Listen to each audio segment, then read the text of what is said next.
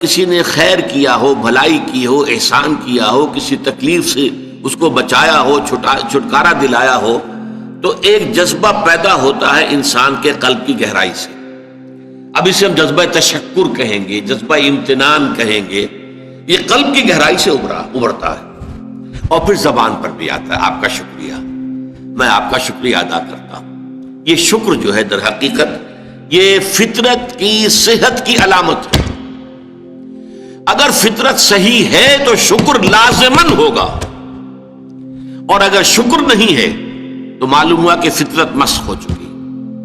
آپ کے ساتھ کسی نے بھلائی کی اور آپ کے اندر یہ جذبہ بھی پیدا نہیں ہوا. یہ تو حیوانات تک کے اندر ہے. آپ کسی پیاسے جانور کے سامنے پانی رکھیے، کوئی بکری ہو، کوئی اور ہو، کوئی گائے ہو، پیاسا ہو، بندھا ہوا ہے، وہ تو ادھر ادھر دوڑ کر اپنی پیاس پوری نہیں کر سکتا. بالٹی میں پانی رکھ دیجیے، وہ پی کر پھر وہ آنکھیں اٹھا کر آپ کو دیکھے گا. وہ جانور تو اس کی آنکھوں کے اندر سے آپ کو جذبہ تشکر چھلکتا ہوا نظر آئے. اسی معنی میں ادیب بات یہ ہے، عین، عین کہتے ہیں آنکھ کو، اور عین کہتے ہیں چشمے کو بھی. عرب کہتے تھے عین الشکرا، وہ چشمہ جس میں سے پانی خود بخود ابل رہا ہو، نکل رہا ہو، نیچے سے زمین سے ابلتا ہو، عین الشکرا. اور دابۃ شکور کہتے تھے ایسے حیوان کو. آپ کے ہاں کو گائے ہے، بھینس ہے، بندھی ہوئی ہے، آپ اس کی ٹہل سیوا کر رہے ہیں، اچھی خوراک دے رہے ہیں، غذا دے رہے ہیں، نہلاتے بھی ہیں گائے بھینس کو، تو پھر اس کا ظہور اس کے بدن پر ہونا چاہیے، اس پہ فربہی آنی چاہیے. تو اس کو کہیں گے دابۃ شکور. یہ شکر گزار جانور ہے کہ اس کے ساتھ جو بھلائی ہو رہی ہے، جو خیر ہو رہا ہے، اس کے نتائج اس پر ظاہر ہو رہے ہیں. تو یہ فطرت کی در حقیقت صحت کی علامت ہے. پرانی کہانی آپ نے بھی بچپن میں پڑھی ہوگی کہ ایک غلام کہیں بھاگا ہوا تھا اور اسے راستے میں ایک جگہ اس نے دیکھا ایک شیر پڑا ہوا کراہ رہا ہے، اور اس کو شدید تکلیف تھی. اس کے پاؤں میں ایک کانٹا چبھا ہوا تھا. ظاہر بات ہے شیر نہیں نکال سکتا تھا اس کو. اس غلام نے اس کا کانٹا نکال دیا. اس شیر نے صرف اسے سونگھا اور چلا گیا. اس کے بعد وہ غلام پکڑا گیا، اور جیسے کہ ہوتا تھا رومن اور گریک دور میں کہ بھاگا ہوا غلام جب پکڑا جاتا تھا تو پھر شیروں سے پھڑواتے تھے اس کو. ان کے جو بڑے وہ ہوتے تھے، یہ اسٹیڈیمز بنے ہوئے ہوتے تھے، اس میں آ کر جو ہے اس غلام کو چھوڑ دیا، اور پھر بھوکا شیر جو ہے وہ پنجرے میں سے نکالا تاکہ وہ اس کو بھمبوڑے اور ختم کرے. تو اس نوجوان کو، اس غلام کو بھی پھینکا گیا. اس کے بعد جو شیر کا پنجرا کھولا تو شیر آیا، اس نے سونگا اور اس کو چھوڑ کر علیحدہ بیٹھ گیا. لوگ حیران ہوئے. معلوم ہوا یہ وہی شیر تھا کہ جس کے پاؤں سے کانٹا نکالا تھا اس غلام نے، جبکہ وہ بھاگا پھر رہا تھا، چھپتا پھر رہا تھا جنگلوں میں. بہرحال یہ شے سمجھ لیجئے کہ شکر جو ہے در حقیقت یہ فطرت کی صحت کی علامت ہے. یہاں تک فرمایا حضور نے من لم یشکر الناس لا یشکر اللہ. یہ شکر ایسی شے ہے جو انسانوں کا شکر گزار نہیں ہے، وہ کبھی اللہ کا شکر گزار بھی نہیں ہو سکتا. فطرت مسخ ہو چکی ہے. کسی نے آپ کے ساتھ بھلائی کی اور آپ کے اندر سے وہ جذبہ تشکر ابھرا ہی نہیں، معلوم ہوا فطرت کے سوتے خشک ہو چکے ہیں. وہ کنواں جس کے اندر لانے والے پانی کے سوتے خشک ہو چکے ہیں، پانی کہاں رہے گا اس میں؟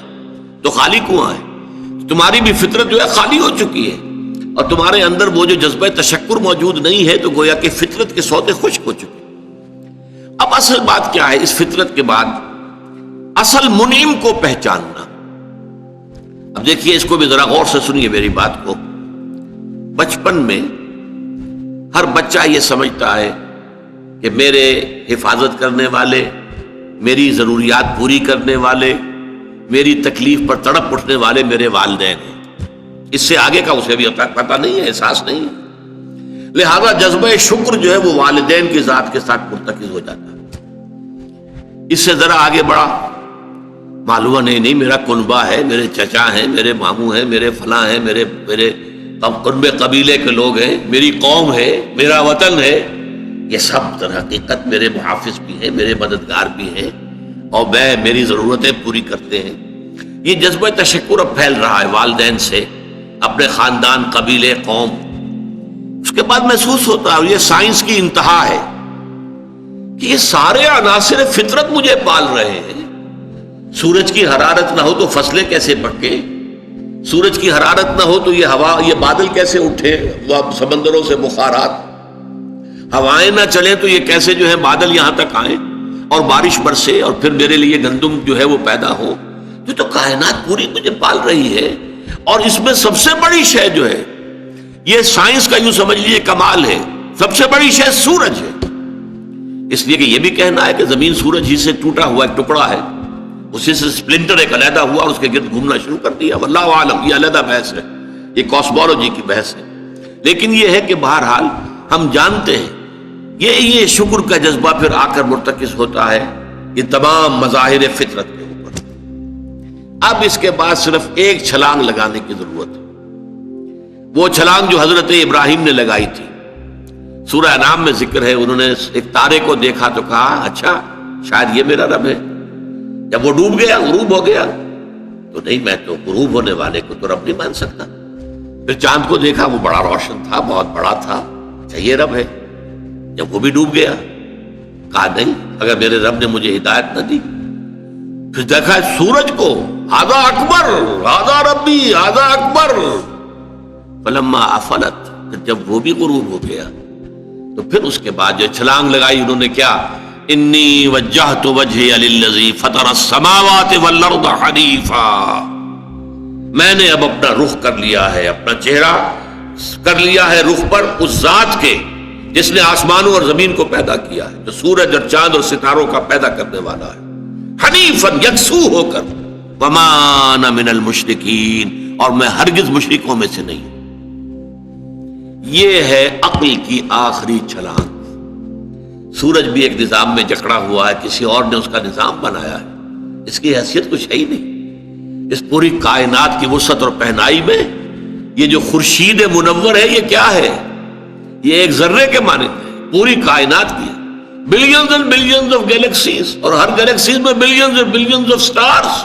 اندازہ تو کیجئے اس کی وسعت کا کوئی تصور ممکن ہے؟ انسان کو چکر آتا ہے. یہ تمام جو ہے اعداد و شمار جو یہ آتے ہیں ہمارے سامنے ایسٹرونومی میں، چکر آتا ہے. سورج کی کیا حیثیت ہے؟ ہاں ایک ہستی ہے کہ جس نے ان سب کو جکڑا ہوا ہے، جس کے نظام میں، جس کے قانون کے اندر یہ جکڑے ہوئے ہیں. بحسبان، یہ ایک حساب کے ساتھ چل رہے ہیں اور حساب کسی نے معین کیا ہوا. یہ ہے در حقیقت عقل کا کام، یعنی فطرت کی سلامتی، جذبہ تشکر. شکر کس کا؟ سب سے بڑی بات اللہ کا شکر. ایک بات اور نوٹ کر لیجئے، یہی جذبہ تشکر ہے جو پھر عبادت کی شکل اختیار کرتا ہے. دیکھیے شکر، آپ کے ساتھ کسی نے بھلائی کی، آپ کی فطرت کا تقاضا نمبر 1 یہ کہ اس کا شکریہ ادا کریں. نمبر 2 یہ کہ آپ بھی کوشش کریں کہ کوئی میں بھی اس کی خدمت کروں، کو میں اس کو بدلہ دوں. هل جزاء الاحسان الا الاحسان، بھلائی کا بدلہ سوائے بھلائی کے اور کیا ہو سکتا ہے؟ لیکن فرض کیجئے کہ وہ ہستی اتنی بلند و بالا ہو، والدین کی آپ کچھ نہ کچھ خدمت کر کے کچھ کسی درجے میں جو انہوں نے بچپن میں پالا پوسا تھا، کسی درجے میں آپ اس کا جواب، اس کا بدلہ دے سکتے.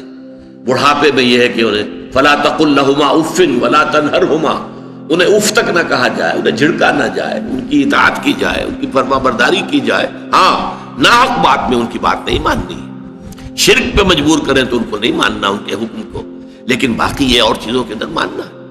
تو یہ سارا معاملہ یہ کسی نہ کسی درجے میں آپ نے اسے بدلہ دے دیا اور جو بھی ہے. لیکن جہاں کہیں ایسی ہستی کا شکر ہے کہ جسے آپ کو بدلہ دے ہی نہیں سکتے، سورج کو کیا بدلہ دیں گے، وہاں یہی جذبہ تشکر جو ہے جذبہ عبادت میں ڈھل جاتا ہے. ہاتھ جوڑ کے کھڑے ہو گئے سورج کے سامنے، ڈنڈوت کر رہے ہیں، سجدہ کر رہے ہیں. یہ کیا ہے، کیوں ہے؟ یہ وہی جذبہ تشکر ہے کہ اس سورج ہی سے ہمارا سارا نظام چل رہا ہے، میرا پورا وجود یہ در حقیقت اسی کے ذریعے سے اس کی ساری ضرورتیں اور سارے تقاضے پورے ہو رہے ہیں. یہی جذبہ تشکر ہے جو جذبہ عبادت کی شکل اختیار کرتا ہے. اور جب جذبہ تشکر صحیح جگہ جا کر لگ گیا، یعنی جیسے کہ میں مثال بارہا دیتا رہا ہوں کہ اگر آپ کو کسی اونچی فصیل پر چڑھنا ہے اور آپ کے پاس جو ہے وہ ایک کمند ہے، تو پہلے کمند کو آپ پھینکیں گے اونچا، آپ کے بازو میں طاقت ہونی چاہیے. اگر بازو میں طاقت ہی نہیں ہے تو کمند کہیں قریب ہی جا کے اٹک گئی تو جہاں تک وہ اٹکی ہے وہیں تک چڑھ سکتے ہیں نا، اس سے آگے تو نہیں جا سکتے. تو کمند کو پہنچانا ہے پہلے اونچائی تک. اب دیکھیے اس کو اقبال نے کہا ہے، یزداں بکمند آور اے ہمت مردانہ، تمہاری کمند یزداں کے ساتھ جا کر جڑے، اللہ کو پہچانو۔ تمہاری عقل کا جو ہے در حقیقت امتحان یہ ہے کہ اصل منعم حقیقی، اصل محسن حقیقی، اس کے انعامات، اس کے احسانات، اس نے تمہیں پیدا کیا، تمہاری ضرورت کی چیزیں پیدا کی۔ ان تعدوا نعمت اللہ لا تحصوها، اگر تم اللہ کی نعمتوں کو گننا چاہو کبھی احسان نہیں کر سکتے، کبھی ان کی گنتی نہیں کر سکتے۔ اس کے لیے تمہارا جذبہ شکر جو ہے وہ ڈھل جانا چاہیے جذبہ عبادت میں۔ اور یہاں اس رکوع کے اعتبار سے اس کے جو سب سے بڑا مظہر ہے وہ اب آ رہا ہے، وَإِذْ وَلَقَدْ آتَيْنَا لُقْمَانَ الْحِكْمَةَ أَنِ اشْكُرْ لِلَّهِ، أَنِ اشْكُرْ لِلَّهِ، گویا کہ حکمت کا تقاضا یہ کہ شکر کا جذبہ اللہ تعالیٰ کی ذات کے ساتھ وابستہ ہو جائے۔ وَمَن يَشْكُرْ فَإِنَّمَا يَشْكُرُ لِنَفْسِهِ، اور جو کوئی شکر کرتا ہے وہ اپنے بھلے کو کرتا ہے۔ اللہ کا کوئی کام نہیں بنتا اس سے، اللہ کی کوئی ضرورت پوری نہیں ہوتی، وہ ضرورت سے مبرہ ہے، منزہ ہے، اعلیٰ ہے، عرفہ ہے، اس کی کوئی ضرورت نہیں، احتیاج ہے ہی نہیں، وہ محتاج نہیں ہے، وہ تو غنی ہے۔ تو اس لیے فرمایا من یشکر فانما یشکر لنفسہ، لنفسہ سے مراد کیا ہے؟ اگر آپ کے اندر جذبہ شکر ہے اور وہ جذبہ تشکر جا کر ذات باری تعالیٰ کے ساتھ منسلک اور ملحق بھی ہو گیا ہے، اب آپ کی شخصیت کا ترفع ہوگا، شخصیت ابھرے گی، شخصیت اپچے گی، شخصیت کی ترقی ہوگی، شخصیت میں ترفع پیدا ہوگا، بلندی آئے گی، تعمیر سیرت جسے کہتے ہیں، جسے اقبال تعمیر خودی کہتا ہے۔ صحیح معنی میں واقعتاً آپ ایک ایسے انسان بن سکیں گے کہ جن کے بارے میں قرآن نے کہا ہے کہ وَلَقَدْ خَلَقْنَا الْإِنسَانَ فِي أَحْسَنِ تَقْوِيمٍ، ہم نے انسان کو بہترین حساب پر پیدا کیا۔